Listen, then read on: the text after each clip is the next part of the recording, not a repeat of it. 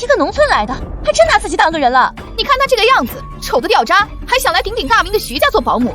就是，也不撒泡尿照照自己，配不配伺候人，还想和我们竞争当保姆，做梦！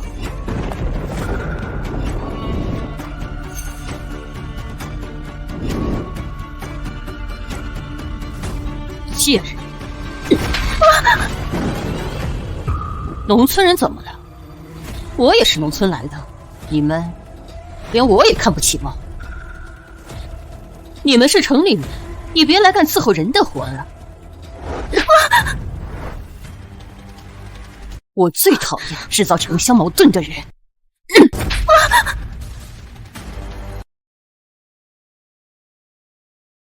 果然，只有你这样的人才能养出杀人犯的儿子。你个赔钱货！瞅你这个死样子！爸，这场车祸还不如把你带走，我还能捞点赔偿费。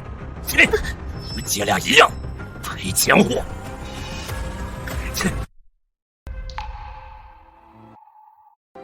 姐姐，你别害怕，我知道是徐家人害你。这次我会去徐家应聘保姆，一定帮你把真凶找出来，还你一个公道的。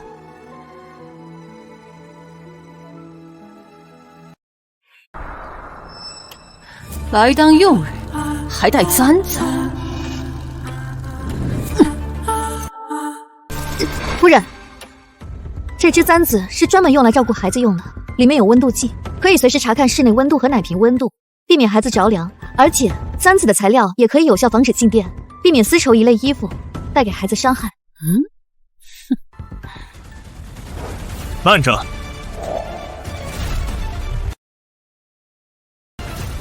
这就是徐家的大公子徐伯明，他年纪轻轻就是咱们整个大赛的首富，竟然亲自过来了。给自己儿子找保姆，那肯定得上心呀。但我听说啊，他这个儿子是个私生子，我还听说啊，他这个儿子是被人去母留子的。那有什么？只要给他生孩子，这赔偿款就少不了，把孩子抢走也值了。这个人就是徐伯明，我姐姐变成植物人，会和他有关系吗？这个人心怀不轨，不能留下。为什么？他说自己是农村人，手上一个老茧都没有。你说你自己是农村人，皮肤这么白，你不用干农活的吗？大公子，不是每个农村人都像你印象中的那样面朝黄土背朝天，也不是每个农村人都是黑乎乎脏兮兮的。我皮肤光滑，手上没有老茧，是因为我姐姐从小不让我干重活。你就是在故意假装农村人，希望我们凭借对农村的刻板印象对你又产生好感，你还利用别人对你的轻视博取同情，好让我们录用。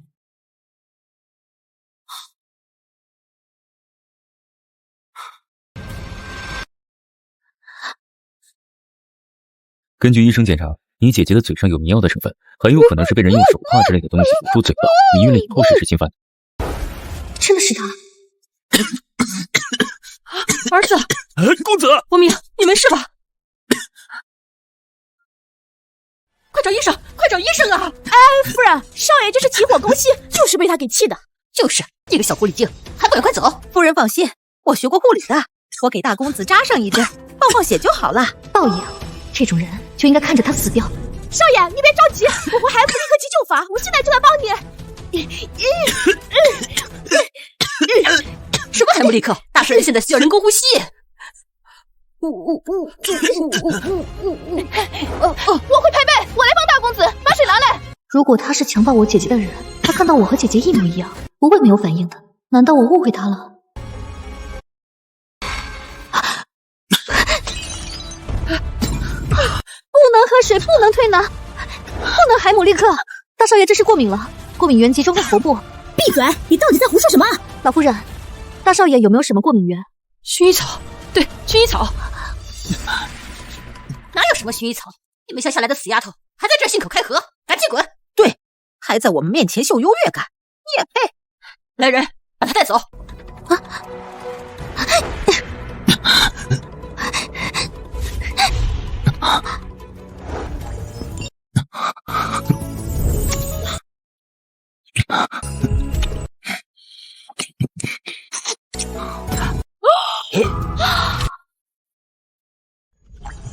哎呀，你干什么？你给我住嘴呀！你疯了吗？你现在做人工呼吸，你是想占便宜吗？来人，快给我打！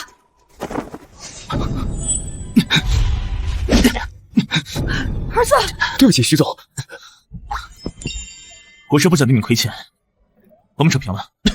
那就好，我不是故意要亲你，我只是随身携带了薄荷，嚼碎以后可以利用薄荷油扩张气管，所以我不得已才这么做的。你怎么会随身携带薄荷？好啊，都是你搞的鬼！你先给伯明下药，然后再给他治疗，借此通过面试。过敏源又不在我身上，但是我知道在哪里。过敏源在哪里？当然薰衣草啊，不过被人特意抹成了粉末，撒在了一个意想不到的地方。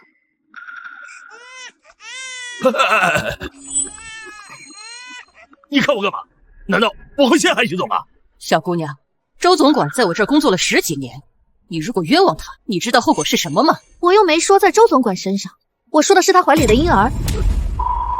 可儿？可儿？没什么薰衣草啊，什么都闻不到呀。当然闻不到，因为徐总过敏的根本不是薰衣草，而是薰衣草花，对吗？但薰衣草的花朵本身就带有香气。如果用肥皂水清洗薰衣草花，就会洗掉带有绝大香味的薰衣草花粉，再把花瓣晒干磨成粉，轻轻撒在孩子身上，这样薰衣草花的味道便会消失，替代的是一股草药味。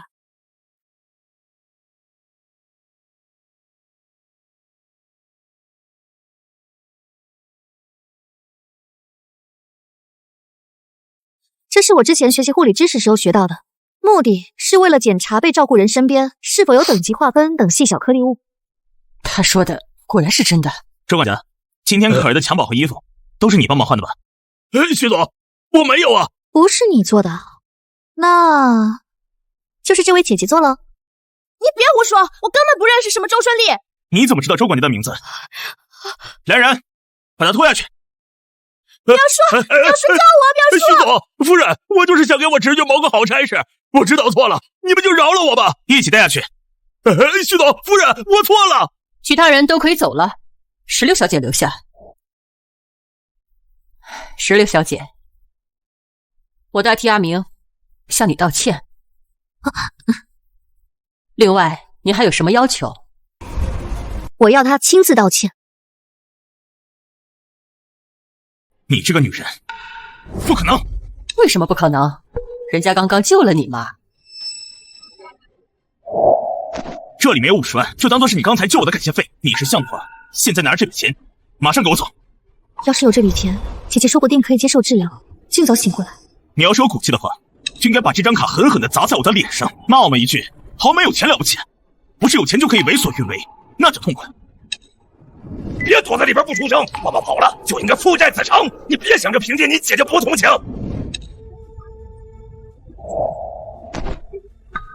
谢谢徐总。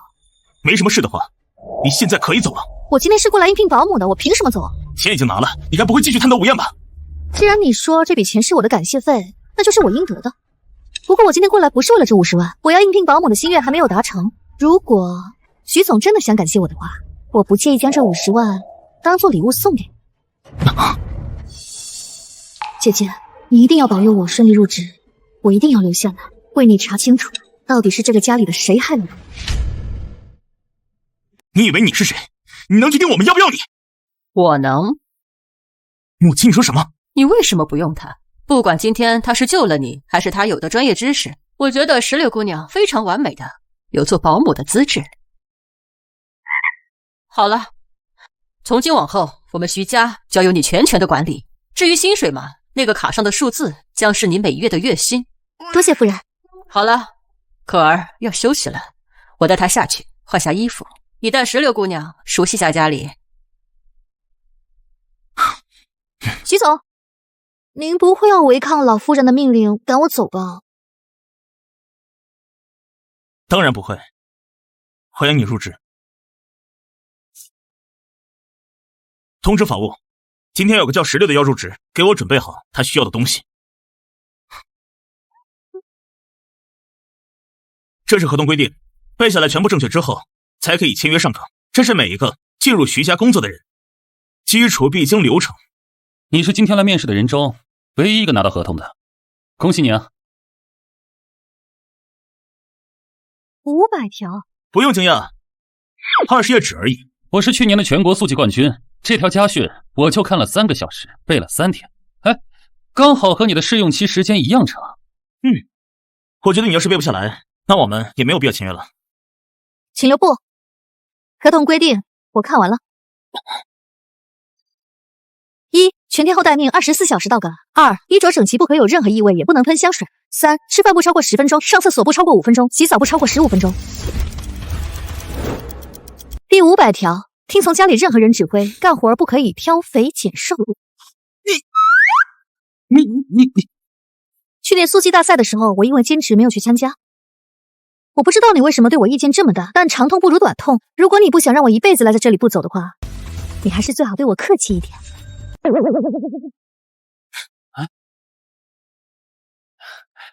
现在可以带我去看保姆间了吗？这里就是。什么？怎么，你一个保姆还想住雕梁画栋的房间？太感谢了，这里比我和姐姐住了3年的出租房还大2倍，还有沙发，还有电视机，哇，还有淋浴间。没见过世面的东西，安排的照顾我妹。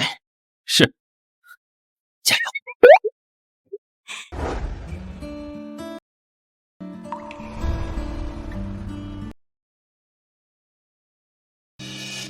姐姐，你等我，真相一定会水落石出的。石榴，快走，小姐出事儿了。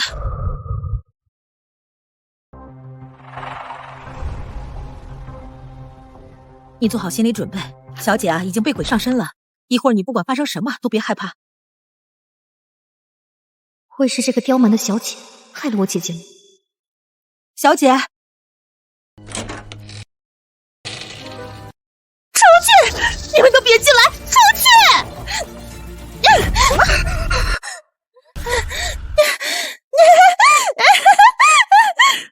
我要烧死你们！小姐，我要烧死你们！小姐，烧死你们！小姐，你别冲动！婆妈，她是不是有癫痫？没有啊！小姐，小姐，没气儿了。石榴，小姐她怎么样啊？王妈，你出去吧，这里让我来就行。你放心。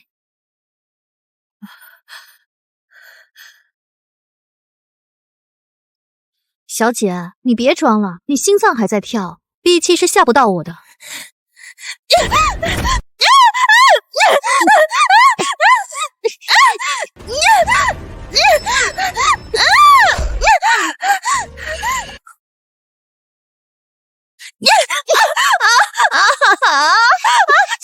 啊！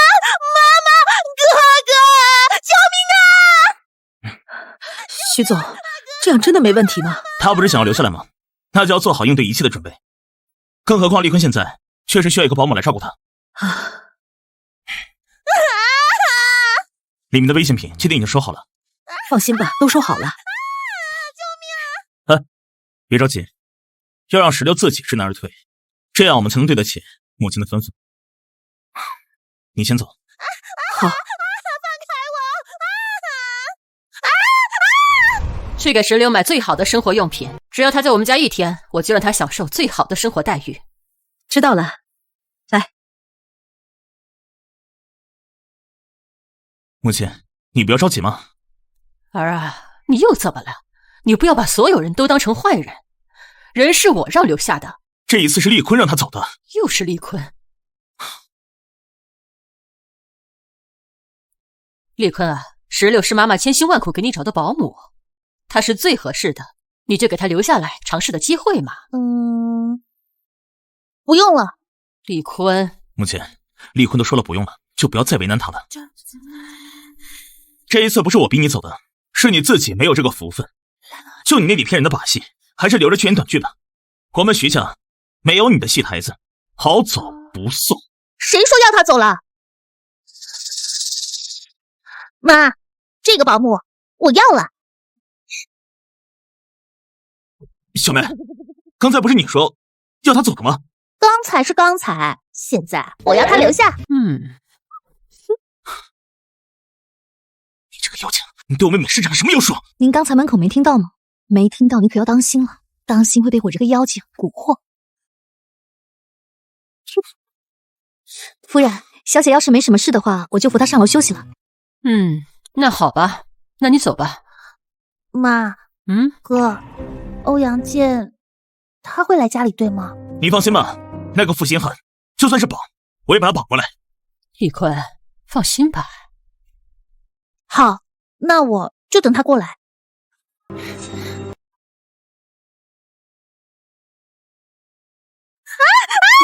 欧阳丽坤小姐，我可以帮你追回你的丈夫。小姐，你是装的吧？世界上根本就没有鬼上身，你只不过是为了让你的渣男回来追你而已。就是你们这种狐狸精，假装被我推倒受伤，装可怜扮柔弱，欧阳剑才不要我的。徐小姐，那你是想要报复他，还是想继续把这头狗屎抱在你怀里？你随便选，我都可以满足你。如果做不到，随你处置。就凭你？只需要1个月。一个月我等不了，就明天。我哥会把他约过来，明天如果你能亲自让他踏进我的房间，我就信你，把你留在我身边，否则，哼！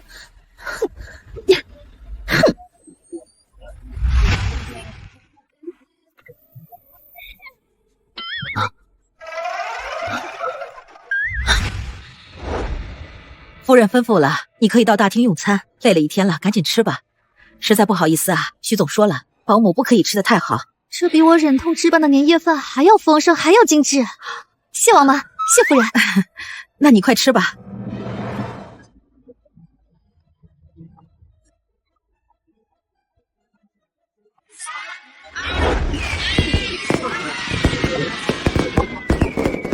瑶瑶，新年快乐！学费的事别担心，明年呢，姐姐换一个新工作，我们再换一个大一点的出租屋，每天给你做饭吃。哎呀，姐姐，我现在已经在做兼职保姆了，等我大学毕业之后呢，我就自己赚钱。啊，你的钱别给我，也千万别给爸。如果不够的话，我还可以给你。姐姐，那个徐立坤不像是害你的凶手，等我明天查一查，看他丈夫是不是。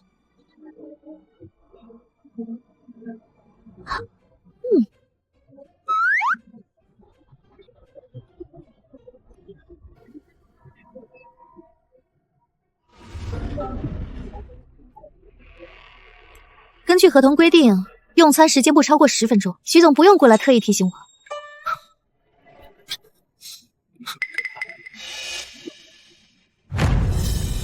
晚上不能到处乱走，赶紧回到你的房间，而且你要谨记，未经主人允许，切勿踏入私人空间。合同第2款第3条，对吗？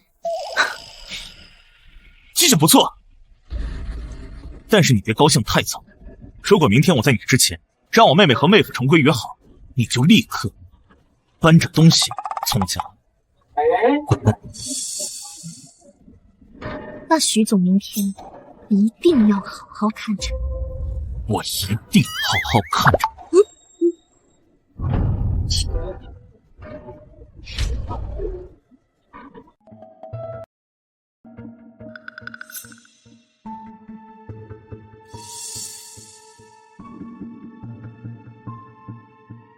这不是一个保姆该干的事情。合同里没有规定不让保姆多干活。这是我们徐家新开发的 AI 公司，后续可扩容到21亿。我们徐家可以给你50%的股份，但前提是你要去看离婚，这笔生意我们才可以继续谈。徐伯明，我是来谈离婚的。欧阳剑，你出轨外遇，你还理直气壮，你对得起我妹吗你？我欧阳剑没你说的那么不堪。没什么事的话，我就先走了。小爹，欧阳总，咱们要走了吗？你还敢把这个小三当成秘书带过来？徐总，小心他们告你故意伤人。这没你说话的份。徐伯明，连一个保姆都懂得的道理，你竟然不懂！再敢对小蝶大呼小叫，别怪我不客气。欧阳总，别因为我吵架。小蝶，你怎么样？没事，应该是上次徐小姐把我摔到了肋骨，还是有点痛。徐总，欧阳总，你们不要因为我吵，我不是故意破坏别人家庭的，我只是想跟着欧阳总身边赚钱，早日成为一个艺术家。我生平最讨厌的就是女人装可怜。你再不客气，信不信我闹得全天下都知道，你妹妹是个疯婆子。你说什么？疯婆子。再说一遍，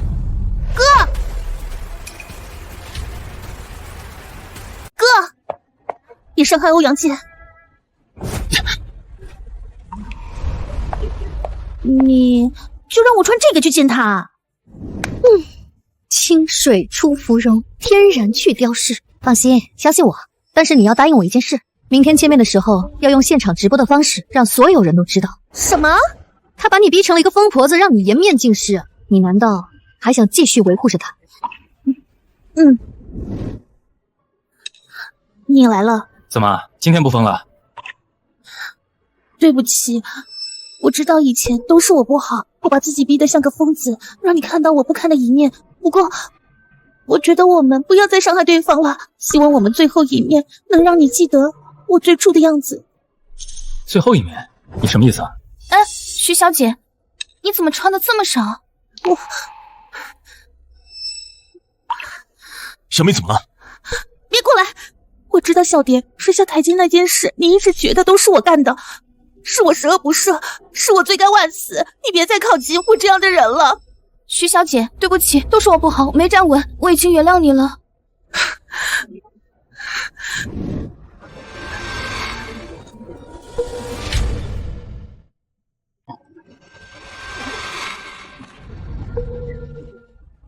怎么，你也想像你哥一样拿钱来侮辱小蝶是吧？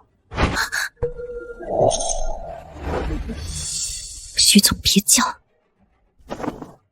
你不要忘了答应过我什么？那你就给我好好看着。阿健，我知道小蝶一直喜欢艺术，我给她联系了国外最好的艺术学院，院长说愿意提供全额奖学金，只要小蝶愿意去，就可以马上出发。白小姐，我们家小姐不是在帮你完成心愿吗？你怎么看着不开心啊？欧阳总，我不想离开你，你对我这么好，万一我走了，怕没机会报恩了。有办法呀，王妈。白小姐，听说你之前也是干保姆的，我们家小少爷最近一直在哭，哭的都快被过气了，快帮我们看看。可儿怎么了？哎，你让白小姐看看嘛。白小姐，可儿是欧阳先生的外甥，您照顾她，就当是报答她了。怎么了？你怀疑我们拿可儿做棋子来陷害你，还是你自己做贼心虚不敢啊？哎呀，白小姐一看就特别善良，您快帮我们看一下，她一定会对她上心的。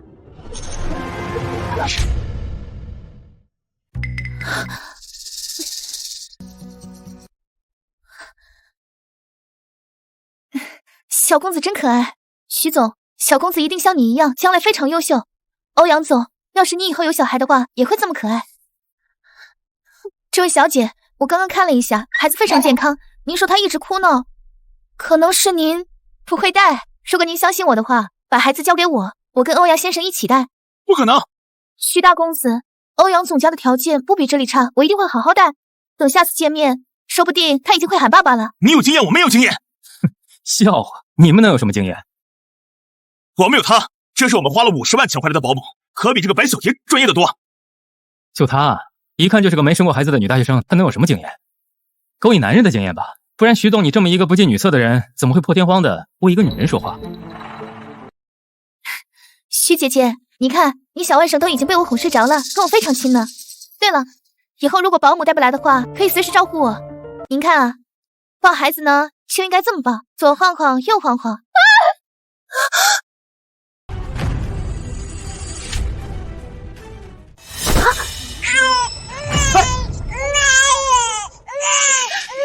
徐小姐，你干嘛？你干嘛故意是腿绊我呀？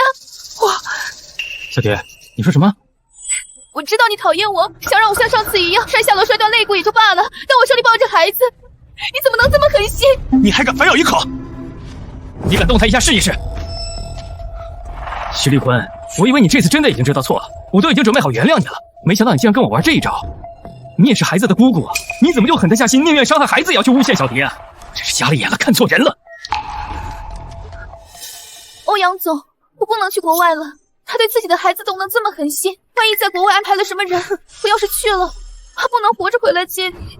小蝶，你放心，今天有我在，我看他们谁敢伤害你。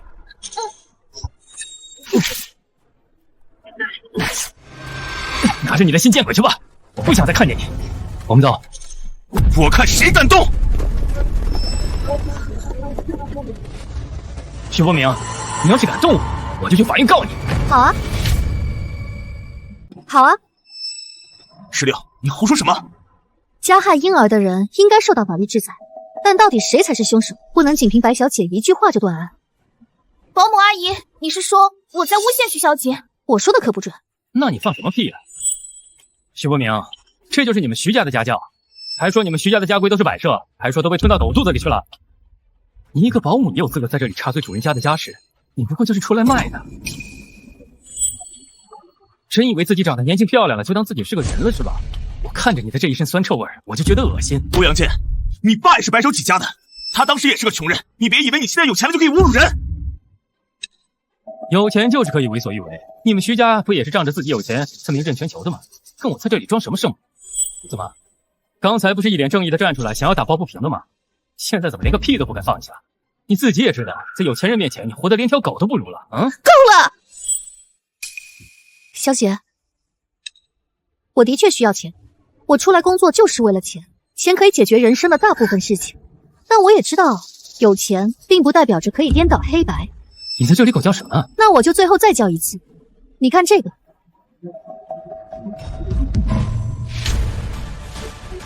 你看这个。之前白小姐说是我家小姐推的你，但是我找遍了都没有监控摄像头，于是我怕小姐再发疯，我就在家里安装了一个。这个视频上面显示的很清楚，我们家小姐没有动白小姐一根头发丝。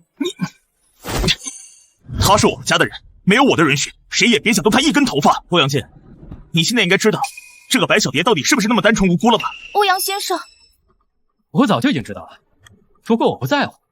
小蝶她肯为了取悦我，为我做了这么多功夫，这是我作为一个男人最想要的。欧阳健，你这说什么？徐立坤，你以为我是真的被小蝶蒙骗了才不要你的？我早就受够了你这种自以为是的大小姐，我凭什么处处都得让着你？我也是个人，更是个男人，女人就应该伺候男人，才是天经地义的。欧阳健，你是个混蛋！立坤，在我这里，你也不要觉得委屈。你是个疯子的事情早就已经传出来了。虽然我在你这里受了这么久的气，但是我玩了你，你还对我心甘情愿的。刚才还在我这里装委屈，我就知道我赚了。欧阳健，你信不信我解除跟你的合作？无所谓，我不止你们徐家一个合作商，我早就已经找好对路了。现在的人只看重利益，不在乎人情。我只要给的他们够多，他们就愿意跟我合作。至于你，徐总，你如果不想我把你妹妹的事情传到网上，你最好给我离开。我已经放到网上了。什么？欧阳总，今天监控的画面跟我们徐家的直播平台是实时同步的。从您进来的那一刻起，所有对话都已经储存到云端。你说什么？摄像头早就已经被……谁说只有一个了？那边有一个工作的，如果不够的话，那边还有。哦，忘了告诉你，我胸口这个胸针也可以拍特写。您要是需要，我可以给您编辑成短片、音乐什么的，随便配。钱如果够的话，特效也不是不可以。您不是说有钱吗？钱要花在刀刃上。女主角，如果您需要单独的话，我也可以单独剪辑一个给您。李坤，你就这么看着一个保姆欺负你老公是吧？欧阳健，你今天不是来离婚的吗？这个离婚协议书我已经签好字了，从此以后，你不再是我的老公，我也会为可儿找个新爸爸。今天过来，并不是让你和小姐复合的，我是让小姐看清你的真面目。徐总，刚才的视频已经储存到了云端，发送按键就在您手机上，只要你轻轻一按，欧阳健的真面目便会传到各大社交媒体，到时候和他们家族合作的人便会终止合作，江家那个时候必会腹背受辱。那么大的一个蛋糕，谁都想来瓜分一杯羹。只要您动动手，欧阳健就会变成和我一样的穷人。选择都在您。欧阳健，你现在觉得我应该怎么做？大舅哥，咱们都是一家人，你看这不是打断骨头还连着筋吗？你不要这样子好不好？一家人？我妹刚刚不是已经拿出了离婚协议？对啊，你们要是算一家人，那白小姐算什么？说你呢，还不滚！欧阳先生，你这个心机绿茶婊，还想挑拨我们夫妻之间的关系，赶紧滚！信不信我马上报警，告你刚才想害死我们的儿子！混蛋！送客。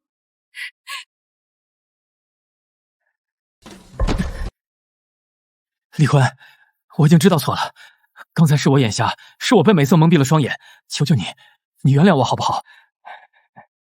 你给我一次机会，我一定会迷途知返的。小妹，无论你做什么，哥都会支持你。你该道歉的人不是我，而是16。李坤，你刚刚出言侮辱我的好姐妹，如果她不原谅你，我也不会原谅。姐妹，既然我妹已经承认了16是她的姐妹，那她就是我的妹妹。我的家人受到了伤害，难道你不应该道歉吗？还是说你现在跟一个穷人下跪，有损你的颜面呢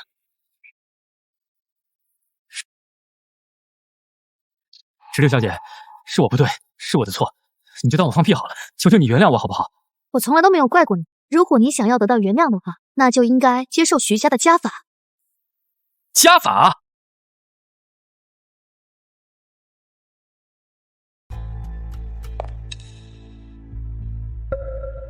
这个家法应该由徐小姐亲自执行。如此可笑，欧阳剑，你意下如何？李坤，这一棍子下去，我怎么也得躺上半个月，你就真的忍心这么……那欧阳剑的意思是不想跟小姐复婚？你有狗叫！你再说下去试试看。李坤，我真的已经知道错了。这第一关是为了我，你对不起我。这第二关是为了我付出的感情。这第三关我不会打你，因为我根本就不会跟你复合。我为了你这种人，把自己变成一个疯子，害得我哥和妈妈担心，是我自己犯贱。住手！孩子，是妈妈对不起你，妈妈选错了人，这一棍子，妈妈替你承受。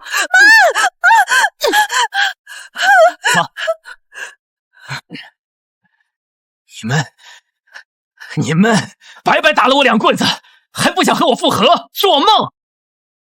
信不信我报警抓你们，告你们故意伤害？除非你们给我删除手机的云端视频。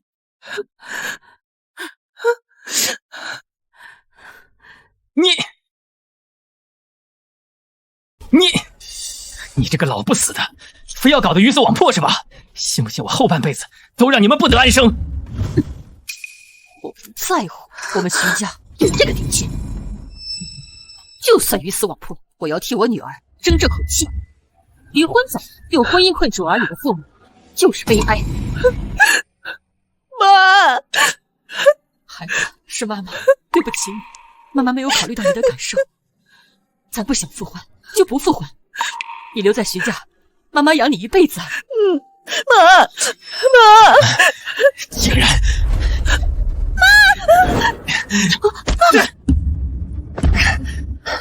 带走！你！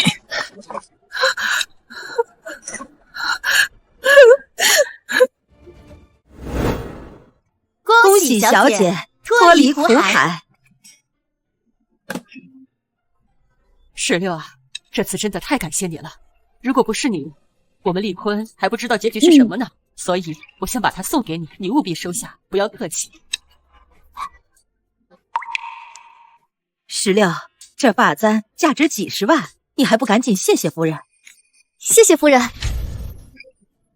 你还真是不客气了。夫人送给我的，当然可以收下。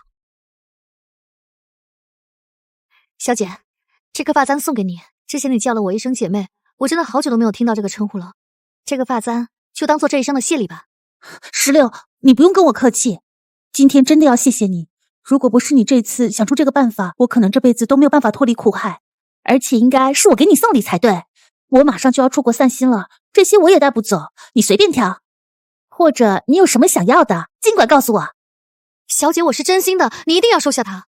以后你就可以像夫人一样，成为一个敢于担当的女强人。哟，有的人真的会借花献佛啊。夫人送给我的，我当然有权处理啊，对吧，夫人？当然，不仅是物件，人也是一样的。16，你这个姐妹我认定了。小姐，你恢复成这样，我真的特别开心。你不要在这说漂亮话，你就是个保姆，你不是我们的家人。我尽的就是一个保姆的职责，不过我也不想说假话，就是有一个小小的请求。你看，果然是放长线钓大鱼。说，我一定答应。母亲，如果可以的话，我希望每天能回家1个小时。家里有急事啊！你们所有人听着，以后石榴来去自由，他想什么时候来就什么时候来，你们谁都不许为难他，你知道了吗？是。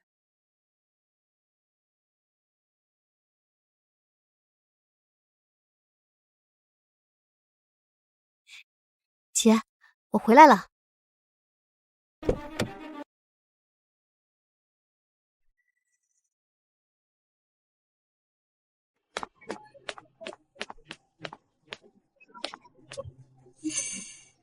哎，你知道吗？之前坚持学的保姆知识，现在不仅能用来照顾你，而且还派上大用场了。今天徐伯明那个冰块脸居然融化了，他居然为了他妹妹动手打了他亲家。我一直以为他是一个冷酷无情、自私凉薄、死要面子活受罪的人。不是说我，但徐伯明他今天保护他妹妹的样子，跟你保护我的样子特别像。姐姐，你快点醒过来吧，这一次换我保护你。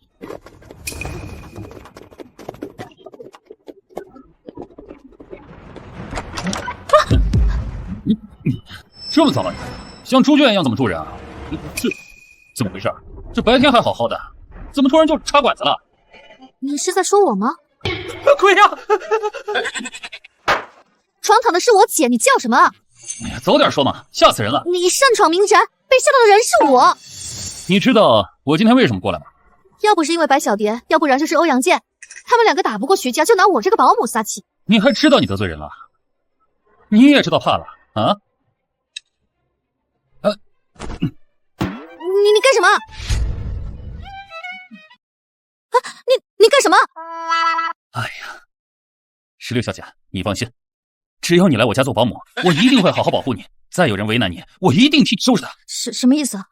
哎呀，石榴小姐，我是来请你做保姆的呀。你看看我啊，被我们家的魔丸折磨成什么样了？好几周没睡好觉了。我请了上百个保姆，没有一个能降服他。求你一定要帮我呀！你怎么知道我是保姆？这网上都传开了呀。你之前一边照顾小孩，一边帮徐家大小姐手撕渣男，英姿飒爽的，大家人尽皆知啊。我要不是结婚了，我就不请你做保姆了，我直接请你啊做夫人了。石榴小姐，你放心，我知道徐家数一数二，在酬劳这方面，我绝对不会亏待你。不管徐家给你出多少，我翻3倍。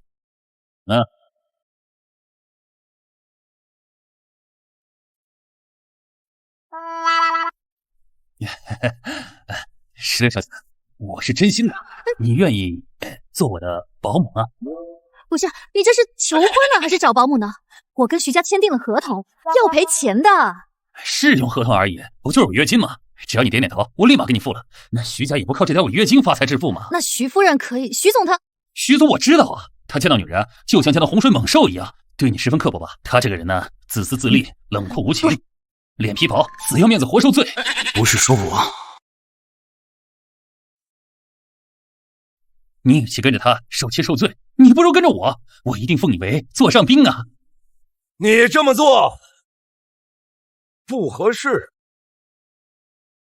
问过我了吗？就敢来撬行？你又是谁呀？石榴小姐，我也是在网上看的，我们这也缺个保姆，你看要不你来我这儿？你动不动先来后到啊？我全国最大的贸易集团董事长，我跟你讲这个。我还是亚太地区最大的连锁公司老总呢，跟我比彩礼，你有这个实力吗？你有钱并不代表石榴有钱。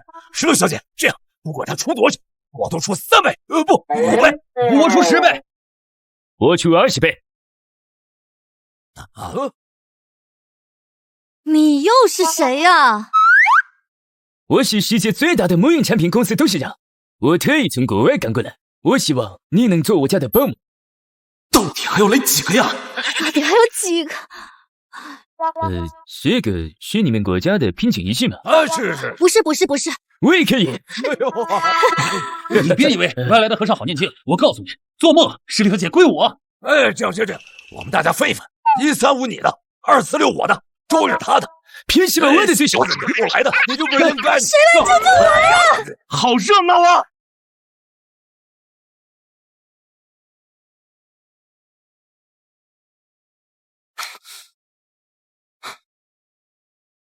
还能是谁？跟我回去。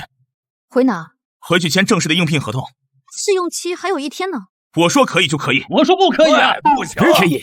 徐总，我们知道你是隐藏的富豪，那产业帝国也做得风生水起。但是如果我们3个联手起来和你硬碰硬，那也绰绰有余。我就不相信，我们一个全国第一，一个亚太第一，一个全球第一的大佬联手，那个硬不硬？更何况我们要的只是一个保姆，对吧？对呀。中国有句古话叫做栩栩而结为俊杰，排在我们前面，你够资格吗？不可能！我们徐家正在和全国的各地做贸易连接，已经签署了合作，新的贸易产业下周就会推出。你这个全国贸易大佬的名头，最多只能留意着你。你那亚太酒店连锁产业，我们已经做好了背调，马上就开始取经。我们要做的是环太平洋连锁酒店产业。您的很多投资者都已经对我们进行了清洗。您的母婴产品之前出现了检测问题，你不要忘了是哪个公关公司给你们做的公关。还有，练好你的普通话再说。他是我的。只要你安分守己，我们徐家不会亏待你。施主，千万不能让他们看出来，我害怕和女人接触。石榴小姐34啊！她不跟我走，难道跟你们走啊？当然，你们只是把她当保姆，当成货物一样争来争去。你们什么时候把她当做一个人一样去看待？呀，徐总，你也没把我当人看呀！哎，石榴，丽坤可是把你当好姐妹的。我说的不是她，是你。我会连同把你的姐姐一起照顾好，我给她最好的医疗，让她尽快康复。以后你想什么时候走就什么时候走。我们也可以，我也可以。条件确实很诱人，但是吧，我不是一个务实的人，这20万对我来说确实太多了。那你到底想怎么样啊？您说呢？对不起，我为我之前给你做的粗鲁的行为道歉。还有呢？我不应该怀疑你的专业能力，我不应该质疑你的居心不良。你来我们徐家绝对不是为了钓金龟婿，你不是一个拜金女。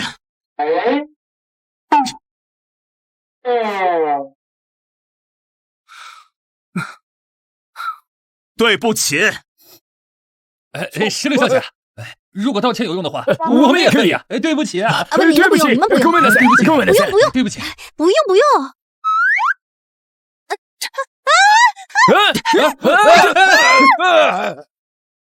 你们不用道歉。走你！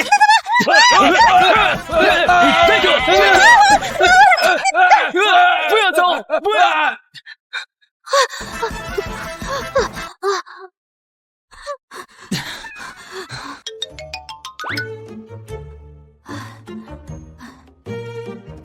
打电话吧。打什么电话？你不是说要给我姐最好的医疗和照顾吗？正好，医疗费用从我手机里面扣，你也给我留个对方的号码，家里要是再生病的话，我就联系他。你决定留下来了？这么好的医疗条件，我不可能随便给你。你别想不劳而获，医生那边我会安排。你现在要做的是，给我上车。那是二夫人的座位。根据合同第12条，佣人必须遵守主人家的衣食住行安排。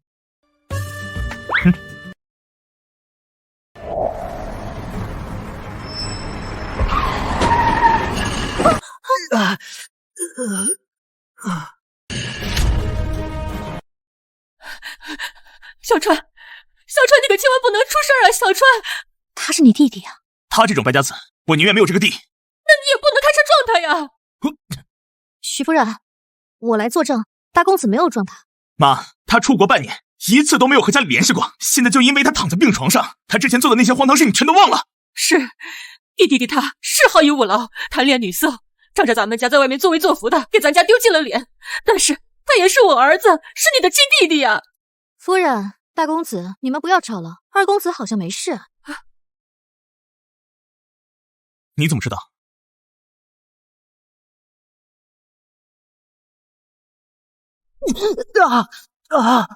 我之前学过护理，装睡的人会有快速动员反应。二公子刚才暴露了。小川，你醒了？你们是谁啊？这里是哪里啊？你们要对我做什么？徐小川，你不要在这装失忆了。亲爱的，我好想你啊！我好想你，你知道吗？你干什么？你叫我什么？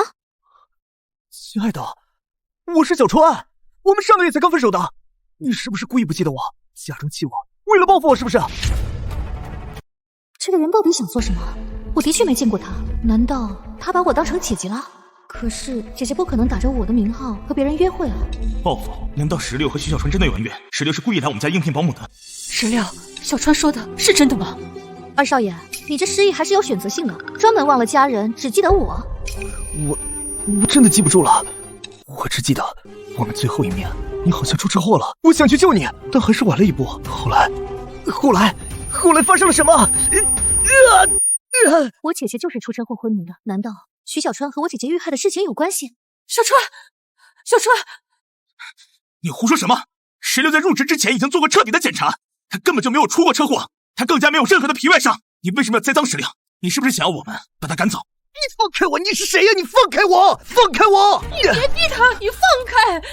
二公子，刚才是我记错了，我以为你装失忆是为了博同情，是我误会你了。徐总，请您先出去吧，二公子需要静养。你命令我？你有什么身份？从现在开始，我是二公子的贴身保姆，我会一直照顾他，直到他恢复为止。夫人，请你们出去吧。好，博明，我们走了。哎呀，徐博明，你个蠢货！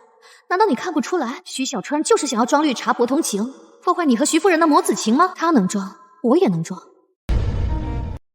石榴，你果然还是在乎我。你以为我看不出徐小川在装吗？我就是故意顺着他演下去的。你果然跳出来维护我，我没看错你。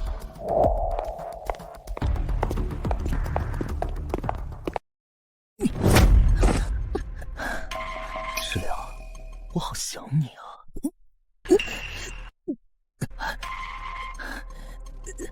我不想卷入你和你哥之间的明争暗斗，你们两个谁对谁错，怎么想的我也不关心。我是过来当保姆，请你成全。石榴，我之前照顾过失忆的患者，他们连同自己的习惯也会发生错误，比如右撇子变成左撇子。你左手代表，说明你之前关于右手。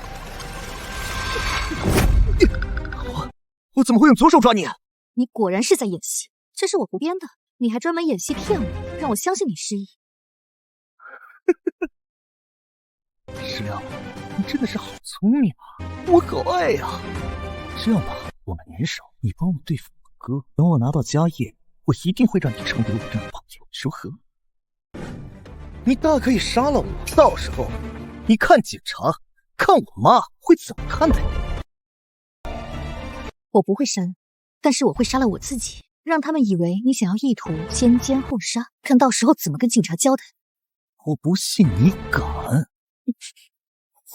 我石榴从来说到做到，我再给你一次机会，不要逼。你难道不想知道你姐姐的事吗？你不是一直想知道是谁害的你姐姐吗？只要你答应跟我合作，我可以把真相都告诉你。怎么，你是不是想告诉我这些都是你哥哥做的，好让我借此对付你哥哥？所以呢，你不就是抱着这个目的来我家应聘的，对吧？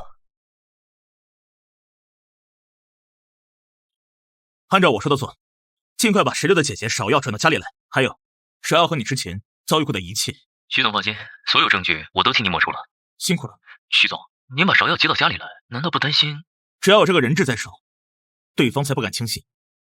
你放心，我只会告诉你证据，至于是谁，你自己去判断。我凭什么相信？我从来都没有说过我是清白的。如果最后的证据都指向我的话，我不介意死在你的石榴裙下。我不接受。我没有可以和你交换的利益基础，你想要什么我大概也知道。我不想要这样的结局，所以你最好别来惹我，不然你刚才说的我就发给你母亲和你哥哥，让他们知道你在装失忆，还在算计他们。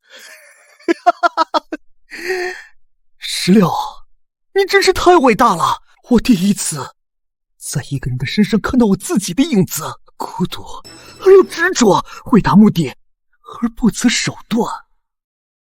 所以，我愿意为了你，哪怕是付出我的生命，也在所不惜。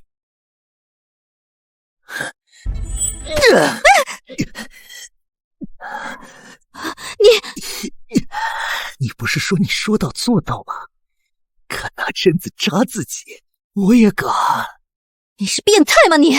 我最后问你一遍，答不答应跟我合作？你是我什么人？你以为自残可以威胁到我吗？我从来没有想过你会可怜我的，但是我妈妈，她一定会可怜。救命啊！16，不要再点到！救命啊！16，你不要激动，是我错了，你把它放下。16，你不要激动，是我错了。徐小川，你就算再怎么受宠爱，你始终都是一个外人。到时候，你觉得我妈还会留着你吗？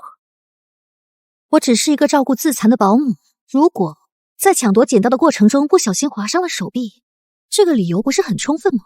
当然可以啊，但是你别忘了，你是带着什么目的来到我家的？如果你让那个伤害你姐姐的凶手知道，他还容得下你吗？阿明，是你弟弟在叫，快去看一下。最后给你一次机会，我数3个数，3、2、1。小川，出什么事了？妈，你别着急，小川现在记忆混乱。16，你来说。我跟少爷达成了协议，从此以后我听他的话，顺他的意，他也答应我，再也不碰这些危险物品了。小川，是这样吗？对，16说的都对。16，少爷夫人，我一定会尽快照顾好他，让他恢复记忆，相信我。你要照顾小川，那可儿怎么办？既然我能照顾得了一个，我就可以照顾第二个，大少爷放心。走吧，包扎。谢谢你啊，今天晚上别忘了来我房间给我包扎。走。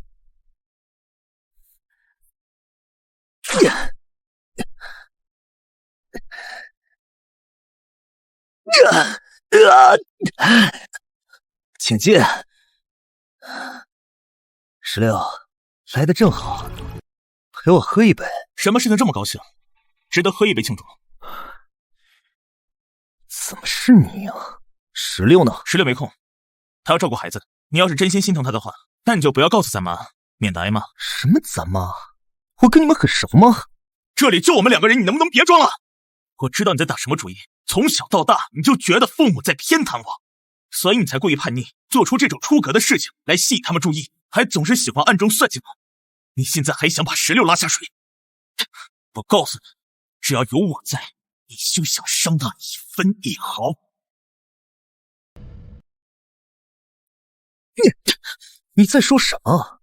我没有告你，就是已经看在16的面子上了。现在，请你给我滚出去！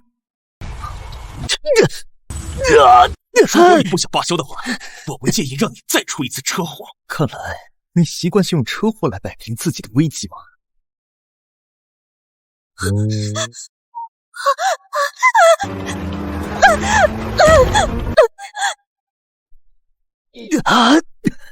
住手！大少爷，这种活就交给我来干吧，您金枝玉叶的，不适合做。16，我不想再看到他，你让他滚！不必了，这里我一刻都不想多待。16，你酒已经接过来了，就在客房，你要不要看看？随便你。16，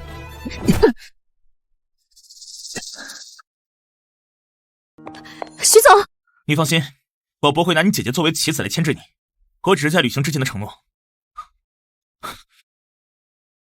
你留在这里当保姆，我们家负责照顾好她。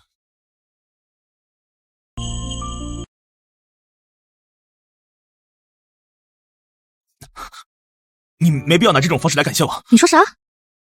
你是觉得我会为了感激你而献身，还是期待我为了感激你而献身？无理取闹！你不需要感谢我，我们只是在做利益交换。那很好，接下来我说的话你也不需要感谢我，我也只是在跟你进行利益置换。什么话？徐小川确实是在装失忆，而且他还想联合我一起搞垮你，进行权力争夺。什么？我不怕告诉你，我来徐家当保姆，一方面是为了给我姐姐赚取医药费，另外一方面我要查出来，到底是谁害得她成了植物人。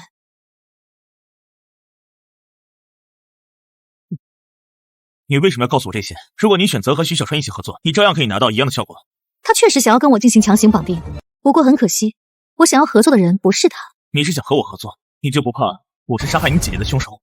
怕，从小到大，我就只相信我和我姐姐，就连我爸都说我是赔钱货，我再也不会相信任何一个男人。但是遇见你之后，和你经历了那么多事，我愿意提心吊胆的相信你。石榴，谢谢你愿意和我承担这一切，而不是等我主动去戳穿你。你说什么？其实你第一天过来我这应聘的时候，我就已经知道了，你是找着你姐姐来的。但那个时候我就已经极力反对你留下了。但是随着我们的接触，我发现你并不是一个为了报仇会牵扯别人的人。就像你说的，我害怕，但我也愿害怕着与你相处。你的意思是？是的，我不想你只当保姆了，我也不想只当你的雇主。哎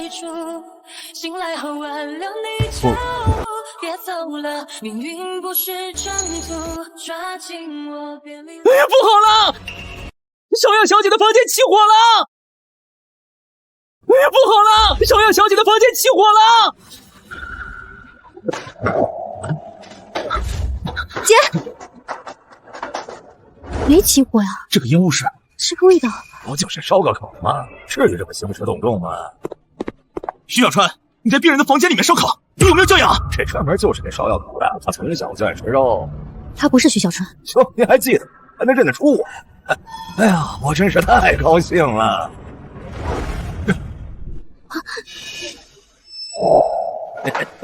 石榴，有我在，不管是谁都不用怕。真是恩爱呀！求你这个好女婿照顾我女儿，我这老丈人就安心了。我这老丈人就安心了。你是石榴父亲，好闺女，我好想你啊，爹好想你。你们姐俩一样，赔钱货，赔钱货。老先生，这里是我家，不是你认亲的地方。刚说啥呢？你再不对我客气一点，小心我不认你这个女婿。这里没有你女婿，也没有你女儿，你在这里生火，差点把房子都点了。徐总，报警！你这个没钱的我，你傍上大款了，就想不认我这个爹了？你做梦！报警吧！正好警察来了，我跟警察说说你这些年不赡养父母的事儿。你自己走的，我都没找你要抚养费。我是抢在你18岁生日点上离家出走的，我刚好不用再养你了。而你在成人的那一刻，就得给我背起赡养父母的责任。你需要多少钱？我来给。徐总，700万。你做梦！成交。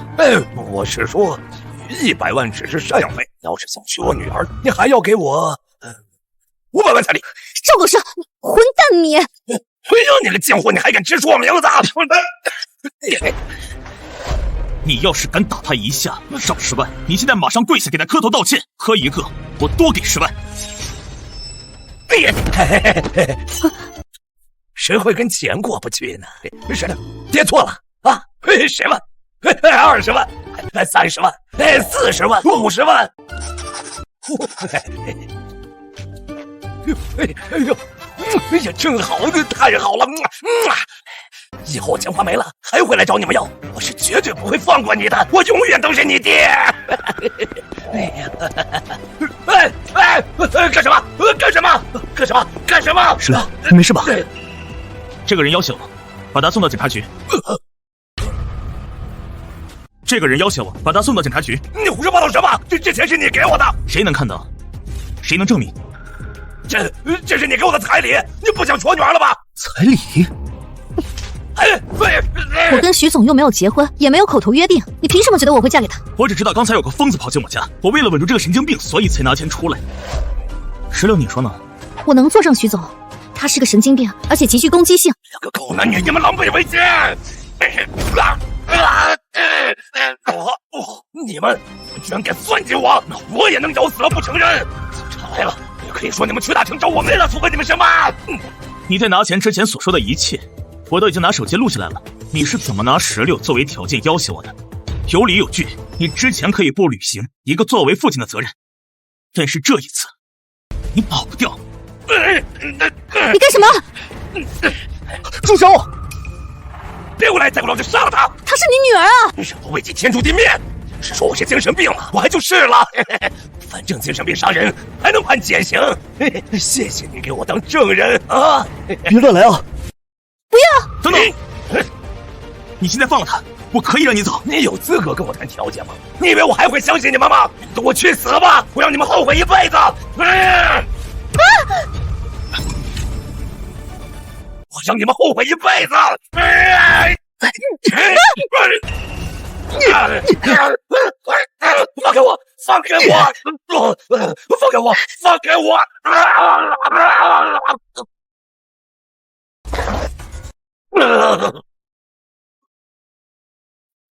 对不起。什么？其实你爸爸是我找来的，我当时就只是想英雄救美，谁想到他对你们姐妹这么绝情，所以这都是我自作自受，你不用心疼。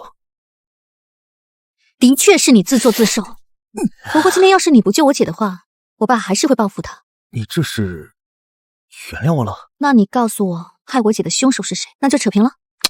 不行，你都还没有帮我对付我哥呢。你们俩齐心协力那样子不是挺好的吗？你这是为他着想，还是为我着想？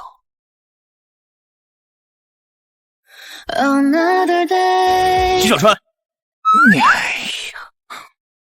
这是消炎药，这是止痛药，你不怕我下毒的话，拿着吃吧。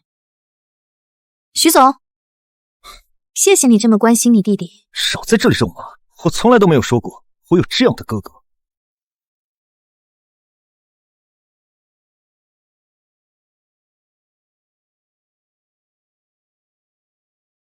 石榴，你该不会真的以为徐小川这一次真的会改邪归正吧？当然不是，但既然有了一个向他示好的机会，我就要牢牢抓住，这样才能透露出我姐的凶手是谁。你没错，我就是带着目的对他好的，是不是觉得我是个坏女人啊？我也不是什么好男人。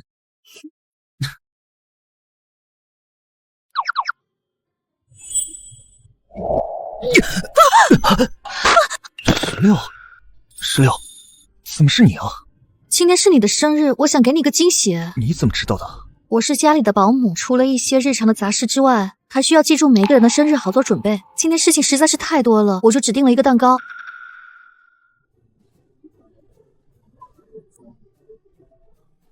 哎，脏了！你送的，哪怕是毒药，我也愿意。这是我吃过最好吃的生日蛋糕。得了吧，什么山珍海味你没吃过？因为今天也是我父亲的忌日，他们从来不会给我庆祝。我如果能早点遇到你的话，或许我也不会变成今天这个样子。石榴，你别忘了，你是要假装关心他的，别心软啊！说吧，吃人嘴短，你想知道点什么？不说我也知道，你无非就是想在我嘴里套话，知道害你姐姐的凶手是谁，对吧？那你还愿意继续上钩吗？只要我对你有利用价值，那我也会觉得很开心。你不需要我继续帮你对付你哥了？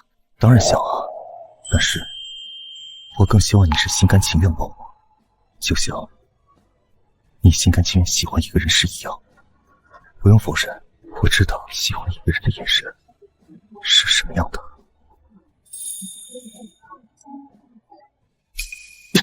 石榴，你爸爸已经被带到了警察局，那边有几个问题要问，跟我走。慢着，哥，我还有一句很重要的话没有对石榴说，至关重要。你的事情重要，还是警方那边的事情重要？那不妨让石榴自己来选跟谁走。徐总，小川少爷，我只是一个保姆，我不想成为你们两个争权夺利、展示男性魅力的战利品。我现在只想照顾我姐姐，其他的什么都不想。石榴，怎么了？你姐姐她怎么样了？她好像醒了啊！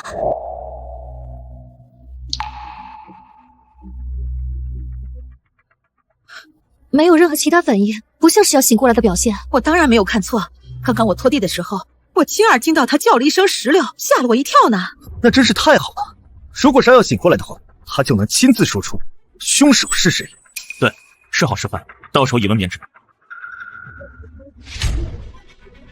凶手我以后会查清楚，但是现在我只希望姐姐醒过来，哪怕只有1/1000的机会，哪怕醒来之后什么都不记得了，我也只要她醒过来。徐总，我明白，你什么都不用多说，我现在给你重新安排任务，你就一直照顾你姐姐，直到她清醒为止。家里面其他事情，我再找人帮你办。你把我照顾得很好，现在我已经恢复记忆了，我想起来一切，以后你就不用分心照顾了，好好照顾姐姐。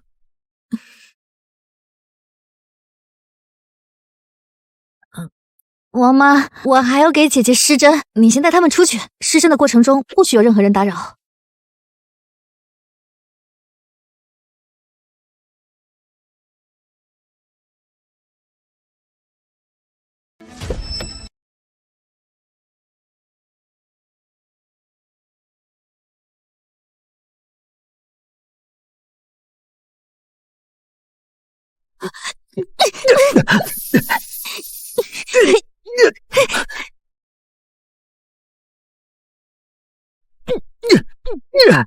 站住，别跑！你就是凶手对吧？你现在过来是为了加害我姐姐，我等你很久了。真的是你？顾然，你也希望是我吗？你到现在还想狡辩对吗？当然不是，我是故意引你过来，就是为了让真正的凶手有机会对你姐姐下手。难道不是你？你能猜到凶手回来灭口，他一定也能猜到你在等他，只有趁你不在的时候他才会动手，那我们就给他这个机会。真的不是你？待会儿你就会知道真正的凶手是谁。从始至终你都没有能够确认凶手身份的证据。没错，我之前之所以那么做，就是为了让你配合我对付我哥，但现在我有了更重要的事情，就是帮你完成心愿。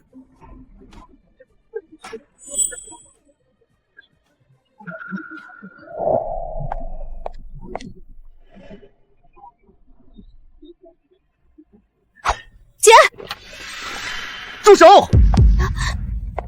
你如果再做伤害我姐的事情，我现在就把这视频放到网上。是我们故意放出假消息引你上钩的，芍药根本就没有醒。徐伯明，你们说什么？你怎么在这儿？不然呢？他是谁？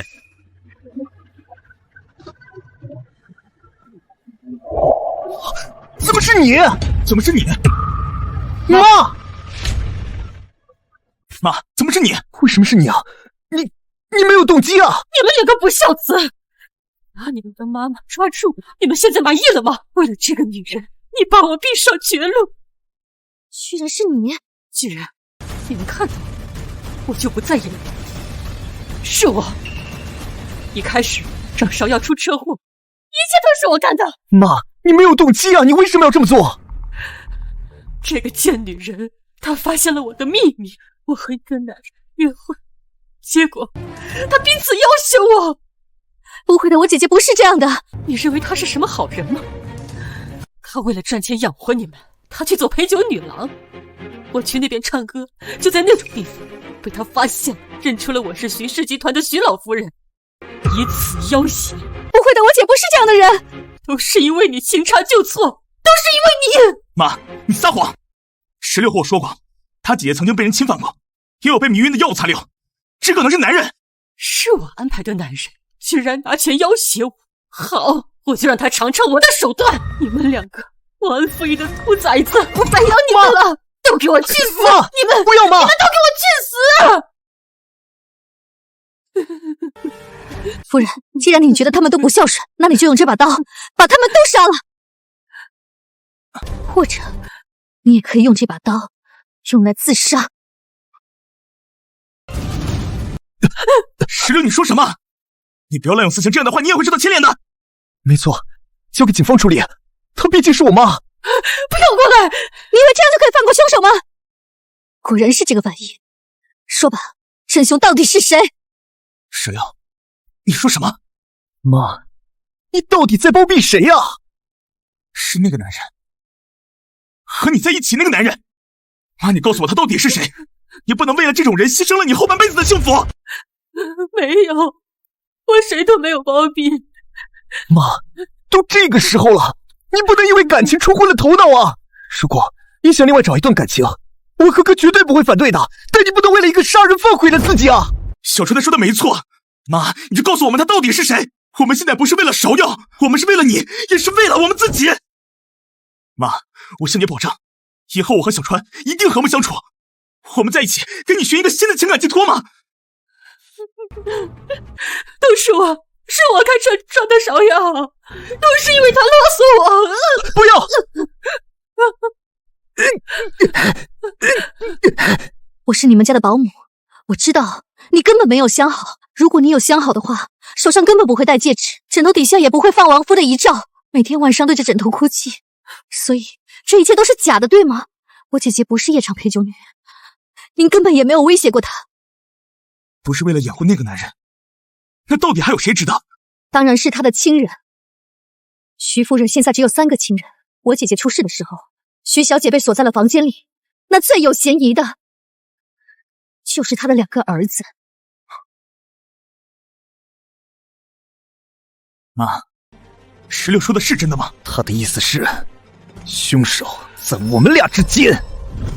徐夫人，我理解你想要保护亲人的心情，我也很想保护我的姐姐。可是凶手一天不抓出来，我绝对不会罢休。即使您压力我李代桃僵，我也一定要找出真相。所以，如果您不想跟您的儿子一起去坐牢，我就再给您3秒钟的时间考虑。妈，你说实话，你快说实话！妈，是不是芍药1条命还不够？那就算上我这条。如果不说出凶手是谁，我就死在你面前。3，妈，你不要再助纣为虐，你说实话呀！2，妈，1。好，您不说，那我现在就报警。不要！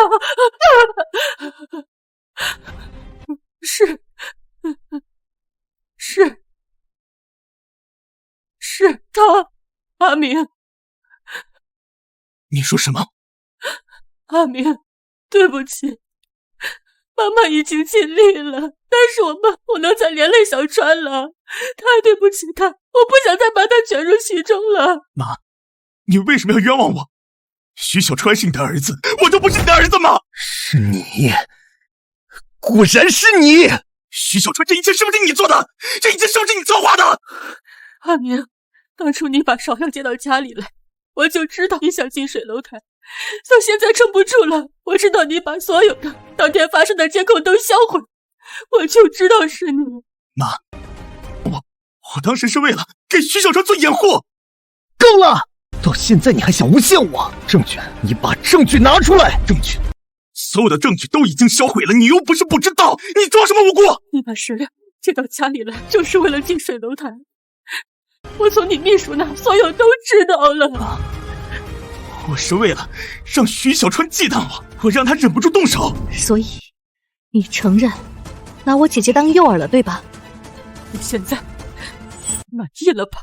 石榴，你相信我，我不会这么做的。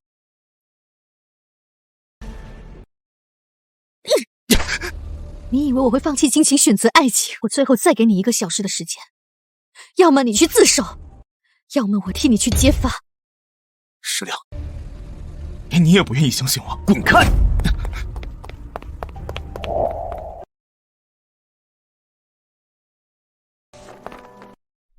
石榴，你这是在干什么？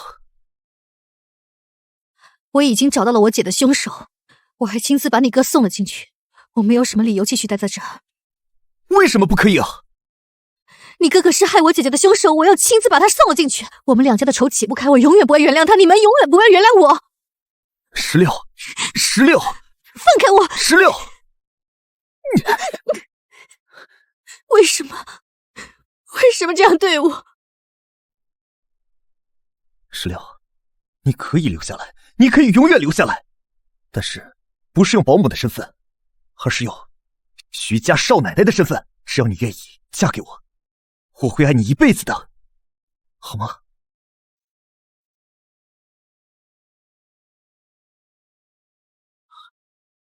你要我怎么想？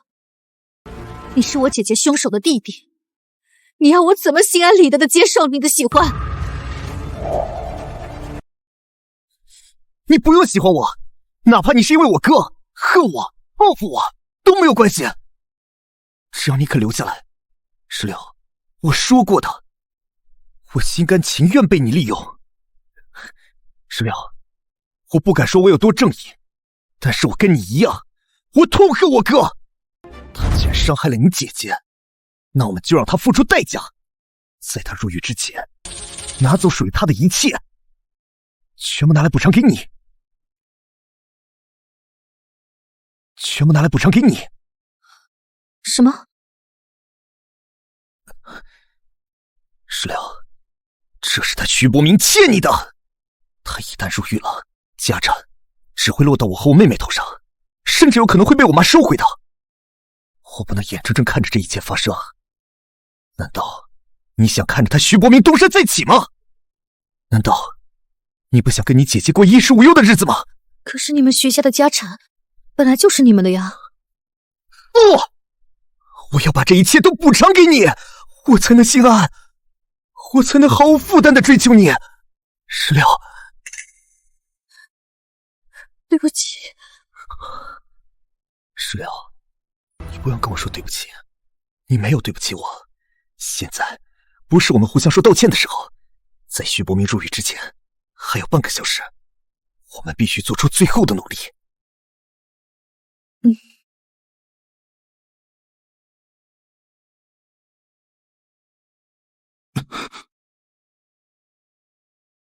石榴，我已经给警方打过电话了，你放心，我会为我做的一切负责。这是我以保姆的身份最后一次照顾你。石榴，可儿还小，我妈年纪也大了，我走了之后，你能不能不要迁怒他们？你凭什么觉得我会答应你？这是我刚才写的赔偿协议，我欠你和你姐姐的，我会用我的一切来偿还。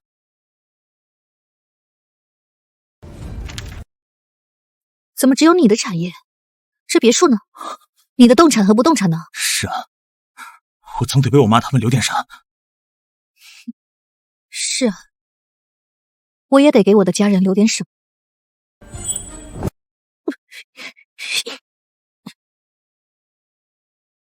就是你这么迷晕我姐姐的，现在我也让你感受一下。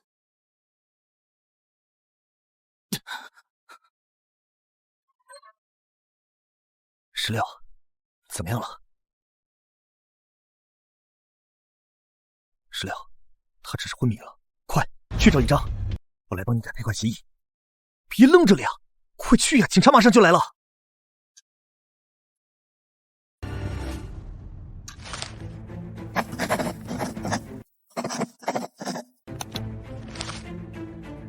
小川，我们这样做真的好吗？石榴，他可是害你姐姐的凶手，你这个时候怎么能心软呢？可是他刚刚已经答应给我很多钱了，我们……这是他应该做的。人做错了事情，就要等他为自己的行为买单。石榴，这个时候你可不能心软啊！只要这个家的财产一天没有全部完成转移，他就一定会死灰复燃。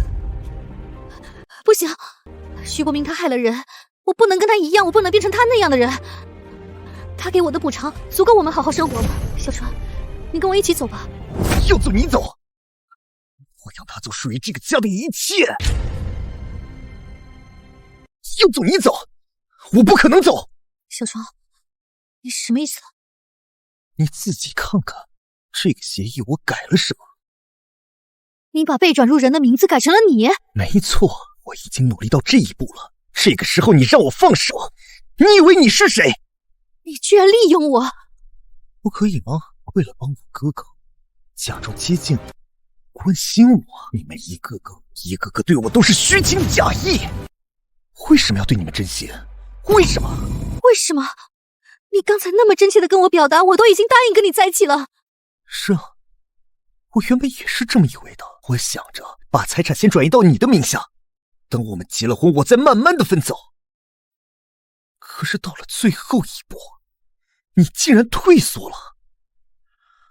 既然你还有良心，那我就只能跳到最终的目的了。徐小川，你个贱人，我要揭发你，揭发你！可是执行这一切的人是你，你晕我哥哥的人是你，拿到印章的人也是你，你一样逃不了。你觉得你姐姐如果失去了你，还有谁能照顾她？你闭嘴！你闭嘴！你闭嘴！该闭嘴的人是你。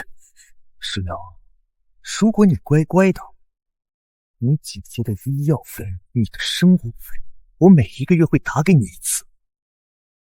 但是如果你不知好歹跑出去乱说话，那咱们就一起死。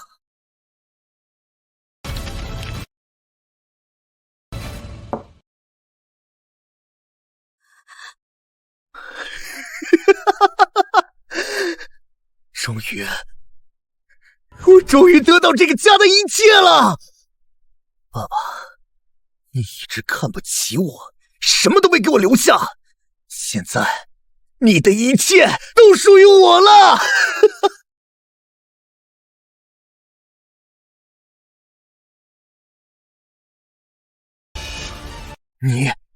你怎么？你怎么？混蛋！你就是这么对你的家人的？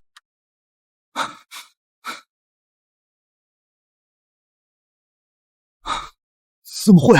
忘了告诉你，毛巾上面的不是迷药，是矿泉水。你说什么？你说的对，我从一开始接近你就带着目的，所以我说的那些话你不应该全部相信。你的那些深情在我眼里全部都是装腔作势。既然你喜欢演，那我就陪你演到底。原来你们2个一开始就联手了，故意引我上钩是吧？徐小川，父亲的确是因为你是家里面的老二，所以对你有所亏欠。这么多年来，全家都在一直努力的补偿你，养成了你这种性格。我本来想着，只要你不做出什么出格的事情，我都会给你兜底。我这是在作茧自缚。徐小川，从今天开始，我不会再包庇你，我不会再纵容你。现在所有的资产我都已经拿到了，你没有资格再教训我了。你真的觉得我会轻易把真的印章给你吗？你说什么？水果雕刻大赛我拿了第1名。徐若鹏，你刚才所说所做的一切都已经被那个摄像头给录下来了。这个也是我之前在保姆课上学的，目的是为了检查被照顾人的状态。你们2个混蛋！你的脏话留着去警察局说。警察已经到楼下了。好啊，那咱们兄弟俩就一起进警察局啊！反正你也是加害芍药的凶手。石榴，到最后，你一个男人你都得不到。谁跟你说徐总是凶手的？谁跟你说徐总是凶手的？你到现在还不承认？是我妈亲自揭发的他。那是因为你误导你妈，才让她以为徐总是凶手。谁告诉你的？是我。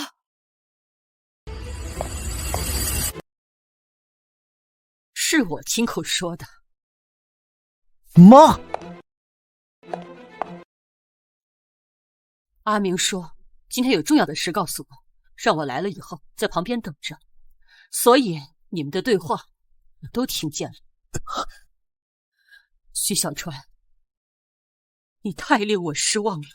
妈，是不是徐小川告诉你，我才是那个强暴芍药的凶手，所以你才会出来给我顶罪？是他想尽办法说服了我，说出事那天你的车在现场出现过，而且事后你抹去了所有的监控，所以我就相信了他。妈，你知道那天我到底为什么这么做吗？其实那天开我车出去的人就是他徐小川，他早就已经从国外回来了，那天偷偷的回到家，开我的车出去，我还以为他出去玩，没想到他就是开着我的车去把芍药撞了，才酿成这个大祸。徐伯明，你少在这颠倒黑白！明明是你在外面玩野女人，才有了可儿，只有你才会为了加害芍药灭口。是你玩够了芍药，你想抛弃她。可是可儿根本不是徐总的孩子。你说什么？徐总，这个秘密我知道你隐瞒1年多了，但是现在为了你的清白，你必须把这个告诉大家。可儿，她其实是徐小川的孩子，你只是可儿的伯父，对吗？怎么会这样？这到底是怎么回事？如果把这个消息告诉你的话，你们的母子关系很有可能断绝。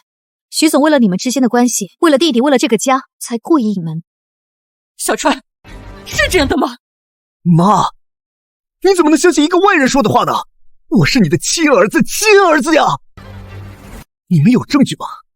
你们把证据给我拿出来！证据呢？我就是证据。你们有证据吗？你们把证据给我拿出来！证据呢？我就是证据。你胡说八道什么呢？我手上有你和可儿的亲子报告，上面清晰的写着，你就是可儿的亲生父亲。怎么可能？我明明已经……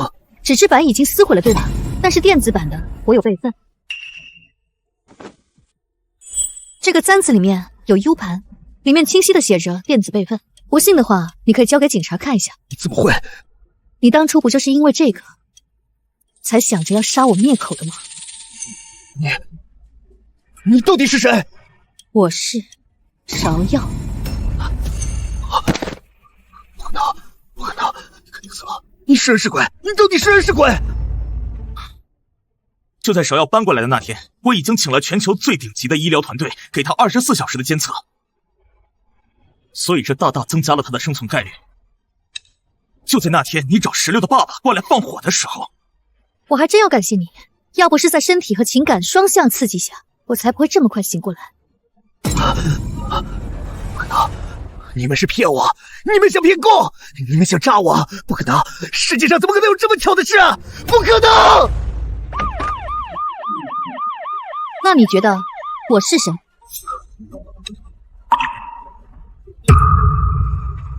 鬼啊！你别过来！饶了我！你别过来啊！鬼！你别过来！饶了我！别过来啊！放开我！放开我！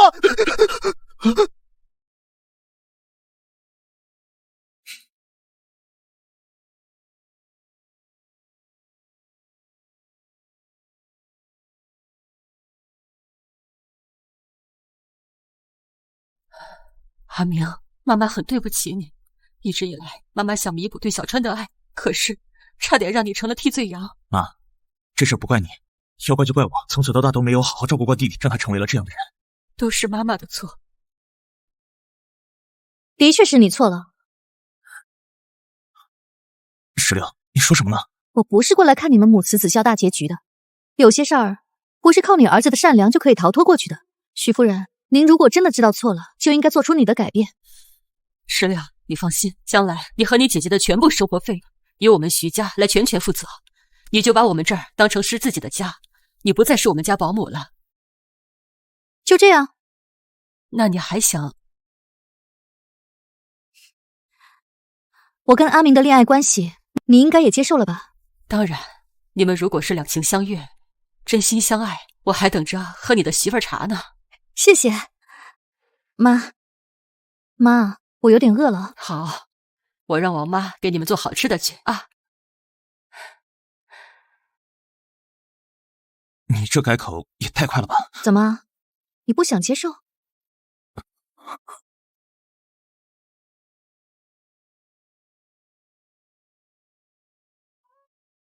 ？16，我不想再见到徐小川，咱俩可以换一下衣服，你替我去见他吗？好的，姐姐。奇怪，我怎么觉得吻不下去？阿明，怎么了？16，你换香水了吗？没有啊，为什么这么说？啊，那可能是你突然改口叫我阿明，我有点不习惯吧。什么事情都会慢慢习惯的。以后呢，你还要习惯叫我老婆，我们两个还会成为爸爸妈妈。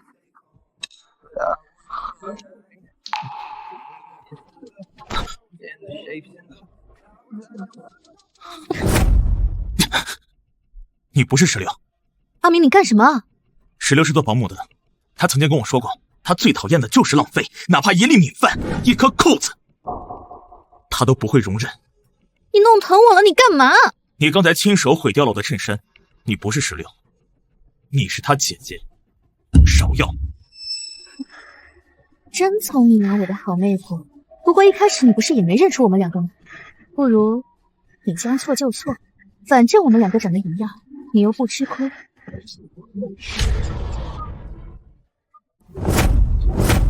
你不是石榴，你永远都成不了石榴。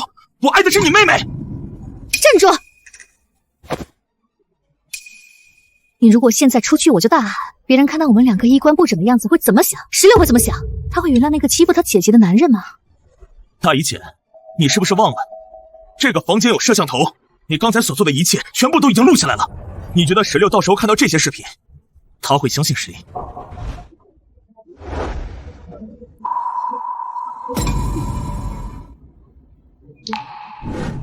他一定会成全我的。我把他养大，我为了他放弃读书，我现在又进城打工被你弟弟撞。我跟他说了之后，他一定会让给我的。不信你试一下。石榴，你到底为什么一定要选择我？因为我嫉妒。我为了他放弃了那么多美好的生活，他却轻而易举地嫁入豪门，凭什么？我们两个差在哪儿？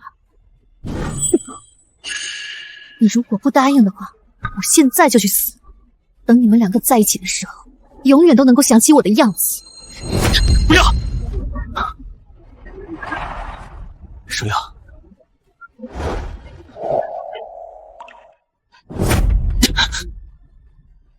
阿明，你干什么？你就这么讨厌我吗？你宁愿杀了我，也不要跟我在一起吗？我不会杀了你，杀了你，石榴会伤心，但是我可以自杀。你住手！我这一辈子只会爱石榴一个人，如果我做不到，我宁愿去死。阿明，住手！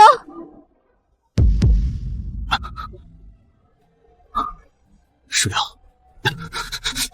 石榴，徐伯明，你刚才说的那些话我都听到了，你的心意我明白，但你不能死，不然我也活不下去了。我喜欢你，我爱你。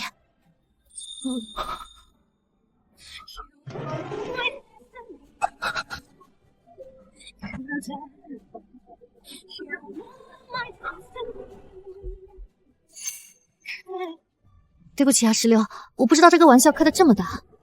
姐，你说这话什么意思？我是在考验徐伯明，我怕他就是因为你长得漂亮才喜欢你，怕他靠不住。不过现在他都不考验了。姐，那你刚说那些恶狠的话，我要演得不像一个恶毒女配的话，那能看出他的真心吗？小样，你这玩的太过了！我也没想到你这么恋爱脑，连自残这种事都干得出来。你以为这是整蛊节目吗？你开的玩笑太大了！你们真生气了？对不起，对不起，对不起，完了。那你们还要怎么样？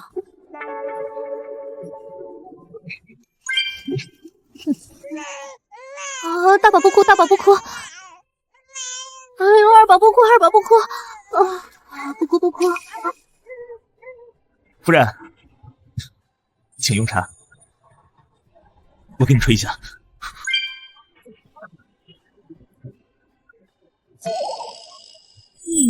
OK 吗？不错嘛，幸好一个金牌保姆的侄子了。